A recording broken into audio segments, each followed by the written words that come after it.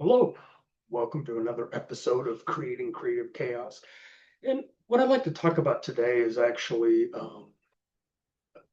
realistic aquatic warfare in science fiction, um, specifically in the near future. Um, and this doesn't get there's not a lot of aquatic science fiction stories out there.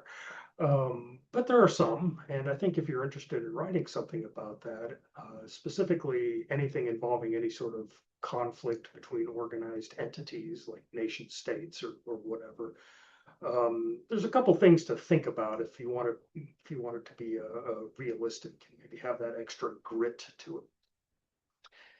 Um, and the main thing that this boils down to is just the vital importance that drones and various automated units are going to play. And we can already see that now in like the conflict between Russia and Ukraine and all that. But any sort of future warfare, specifically in science fiction or anything military fiction, is going to make a lot of use with drones. Um, so how is this going to change things? Well, depending on how far in the future you want to have your story or your conflict, um, I don't think you can pretty much just throw away all warships that are out there and just make drones fighting everything, whatever. Um, and there's a couple of reasons for that. Probably the main one, though, is honestly that it's going to be human psychology. If you spent billions of dollars on an aircraft carrier, um, aircraft carriers are for use. So if you have this thing and you built it, it's going to be pretty hard for humans to just kind of trash it, scrap right off the bat. Um, but equally importantly, I would say that these kind of old style, ships, aircraft carriers, submarines, do still, would still play a pretty strong role in that. Um, and then probably the last thing is that the kind of that's another psychological element, and that's is if you're a human country, strong man or strong woman or whatever, and you want to make a point, sending a little piddly drone flying around off the coast of a country isn't really going to do much. On the other hand, if you send an aircraft carrier, uh, it kind of tells them that you mean business. Even if the only thing that you're actually doing is providing the opposing company with a giant, juicy target.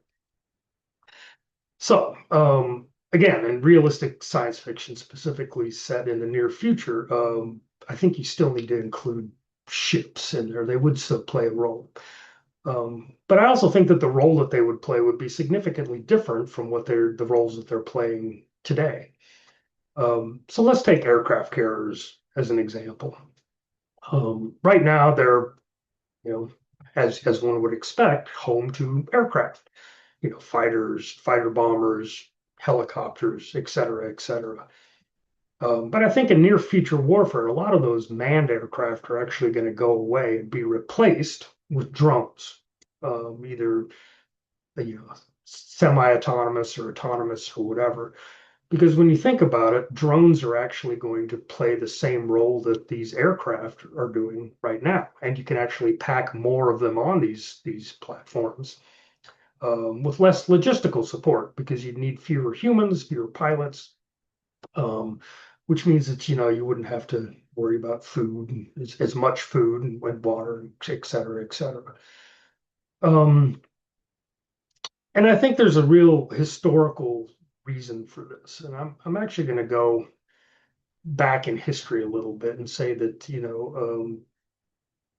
why wouldn't you just totally get rid of them? Why do you actually need to change how aircraft carriers are used today to make them relevant in any sort of future conflict? And I think there's a good historical analogy to this, and that's the role that battleships and dreadnoughts, the earlier versions, played in, say, World War II or World War I conflicts, and then how that changed markedly during World War II. It was a real seismic shift. World War I, everybody was about big gun battleships. Again, very expensive, analogous to what aircraft carriers are today.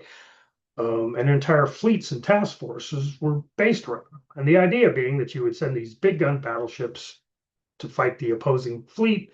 They'd blow the living crap out of each other with their giant guns, and then, victory. Uh, didn't really turn out like that. I think probably the closest that we came to a huge, big gun battleship fight was the Battle of Jutland, which I'm not going to get into now, but let's just say it was kind of underwhelming as far as the amount of devastation that they inflicted on each other. I mean, no fleet was destroyed. One of those weird things where the battleships were almost too valuable to use, which again is kind of analogous to where aircraft carriers are today. And then bring World War II. Of course, during the beginning of it, we have that kind of infamous Pearl Harbor attack where a large chunk of the United States' battleship fleet was either badly damaged or sunk. But fairly quickly, and I would say within months, definitely by the Battle of Midway, but maybe even by earlier conflicts such as the Battle of the Coral Sea, etc. It was pretty obvious that aircraft carriers were going to be the major kind of surface fleets, surface units for the fleets during this battle. And it's been like that ever since. And the reason for that's very simple. You've got a big gun battleship. There's a certain amount of firepower it can throw down range, with its giant 18-inch guns or whatever. But on an aircraft carrier, you can mount, potentially, 20, 30, 40, 100, fighters and bombers and all that. And so when you look at it from a cost effectiveness standpoint, and I'm not just talking economics, I'm also talking about the amount of resources that you're spending to build this thing compared to the amount of firepower it can bring to the battle. A fighter is going to be or a fighter bomber or dive bomber is going to be a lot more cost effective than a battleship. That's because you could have conceivably 50 fighter bombers, each with dive bombers with a bomb under it that you can send against one target.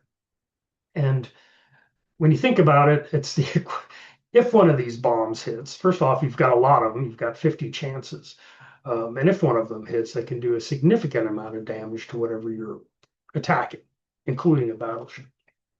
So you contrast that with, say, I don't know, however many guns battleships can mount, which isn't going to be 50, and certainly not going to be the 50 with the equivalent firepower of like one of the bombs that these dive bombers would be carrying. It just makes a lot of sense to use aircraft carriers because it's a lot less expensive, both in terms of resources. If you lose, say, 20 dive bombers, you can recover from that a lot easier than you can recover from the fact if you lose, say, one battleship. And this happened fairly early on in the in World War II. I think there's a the kind of infamous thing. I can't remember the name of the ships, but the British basically lost one of their battleships, a couple of their powerful surface units to Japanese air attacks.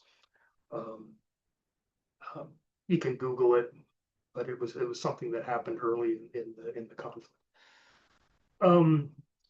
So I would argue that that seismic shift that we saw between World War I and World War II, especially in the early months of World War II, is happening right now. But now the shift is between manned units and unmanned units. So I'm saying that aircraft carriers are essentially filling the same kind of role that battleships fulfilled at the beginning of World War II, and that they're giant targets. Granted, they're well defended, but they're very expensive, and they're extremely vulnerable to mass drone attacks. And we've seen this kind of repeatedly, I think, in the Black Sea with Ukraine fighting Russia. So you've got these giant expensive platforms in any sort of future war, especially if we want to write about it in science fiction. I think they still have some use. And again, that's going to be by turning them into drone platforms as opposed to manned aircraft platforms. I would say that you also need to update their just ring them with as many phalanx weapon systems. And those of you who aren't familiar, phalanxes are basically a kind of close-in anti-missile defense systems that the United States uses. Pack as many of those as you can on them. Get rid of a lot of the living quarters that you don't need anymore. Turn it over to drone maintenance, storage, and all that.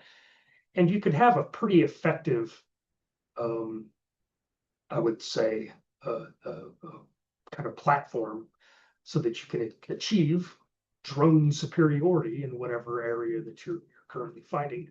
And this doesn't just necessarily have to be airborne drones. You could also use, say, subaquatic drones, submarine drones, or surface drones. Basically, you're turning an aircraft carrier into a giant drone tender or a drone carrier. And again, you need to ring it with as much kind of anti-drone weaponry as you possibly can, just to increase its survivability. But I think any sort of near future war would utilize aircraft, especially if the powers involved have already built them. So it's going to be it's a lot cheaper to renovate or refit an existing aircraft carrier or existing ship than to build an entire new one from the ground up.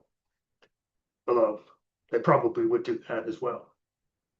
And I would say this doesn't necessarily just this this kind of increasing drone capacity wouldn't necessarily be something that just aircraft carriers do. I would say every sort of surface combatant, if they can support, a couple aerial drones or sea drones or subaquatic drones, they would add that capability. Adding that capability to them would be sort of a cost-effective way to make sure that your surface units that you spent all this time and money on are still, useful in battles. Could be as simple as just sticking a couple, drones on, like, say, your destroyer, your missile cruiser, or your frigate, whatever. And then, of course, using those is kind of a way to increase your combat capabilities. And then, of course, I could also see in any sort of future warfare, especially if you're writing about it, make sure that you increase sort of the cheap close-in missile defenses and drone defenses that any of your surface units have. And it comes down to it kind of, again, this is a cost effectiveness thing. And again, when I'm talking cost effectiveness, I'm not just talking dollars, I'm talking resources, like the amount of time that you have to spend to build them and all that. Because if you can, if you've got a heavily defended surface ship, and it takes 100 drones or missiles to sink it, all you really have to do is outnumber swarm it with 101 drones or missiles, and you win because you've sunk it. And again, drones tend to be a lot cheaper, so you can sort of mass produce those. So definitely you're going to want to, again, if you're writing about it or any sort of near future war or science fiction or military fiction war, have some sort of system in there, some sort of anti-drone or anti-missile defense system that's relatively cheap. I would say a phalanx like exists now is probably a good example that are not exactly cheap. They're probably cheaper than tons of Tomahawk cruise missiles, for example. But definitely have your surface combatants have some sort of like a close-in defense system like that, just so they can survive long enough to be useful in the battle. I do want to end this by talking about submarines. Submarines are actually one of the other seismic shift that you don't hear about too much in World War II is just how useful submarines were in winning that conflict, and not necessarily Germany, honestly. To be blunt, the strongest submarine power in World War II was the United States, and we used that fairly effectively to isolate Japanese garrisons and bases just by sinking their merchant marine. And that really hasn't changed, and I can't really see that changing in the near future just because submarines are so hard to detect. But that doesn't necessarily mean that you don't have drones in submarines either. when you think about it, torpedoes, when you fire them, are sort of like drones in that they're sort of guided missile-ish type of things. But by making existing torpedo systems maybe more semi-autonomous and longer, have longer shelf life or longer service life where they can actually be around a battle, would make sense. You could use the existing submarines you already have, the existing torpedo tubes you already have to just kind of launch them into a battle. And submarine drones actually kind of have a lot of the advantages that submarines have, in that they're hard to detect as of right now. But they're a lot cheaper. And again, you don't need to worry about having human crew. And if you've got like some sort of submarine drone that you've got just kind of cruising off of your coast or off of the enemy's coast. So it might make sense to have those be more totally autonomous. Definitely you want to have something like one of these submarine drones attached to any of your carrier task forces, just to make sure that the enemy submarines can't sneak up on you. But I think honestly those drones below the surface would play probably an equal, or perhaps even more important role than drones in the air or on the surface. Okay, so I'm just going to go ahead and wrap that up. So if you're writing about any sort of science fiction or military fiction set in the near future, I don't think that you can honestly ignore drones and the importance that they would play, not only in surface warfare, but also under the surface, submarine warfare. So consider that. Consider, depending on how far in the future you get, you can totally get rid of man. You could probably totally get rid of a lot of the manned surface units or even submarine units that the Navy's currently use.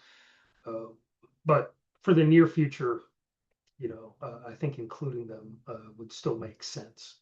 Okay, so think about that when you're writing science fiction, military fiction, and I think it'll help you make a more realistic and gritty story that way.